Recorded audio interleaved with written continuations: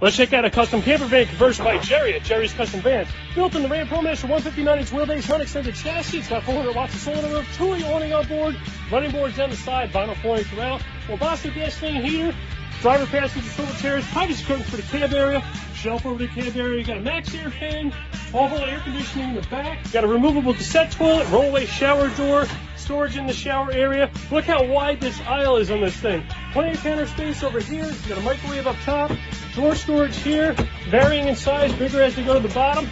Center galley kitchen, nice size sink. Got storage below with gauges for the freshwater tank. Got a slide-out trash panel over here. 12-volt refrigerator with freezer, induction cooktop. It's got a heat exchange water heater, Victron controls. Lift this up, you got roof locker storage here, here, and here. You got slider windows, you got insulated privacy curtains. This back area converts to a dinette. Check this out. This thing pulls out. You got storage down below. You got storage in here and there. Pull this thing down over here. Slide it forward. Now you got a full queen-size bed in the back. Over the bed, you got reading lights, USB, and storage cubbies. Let's head around the back. It's got 20 gallons freshwater tank, 20 gallons gray waste tank. Open up the doors.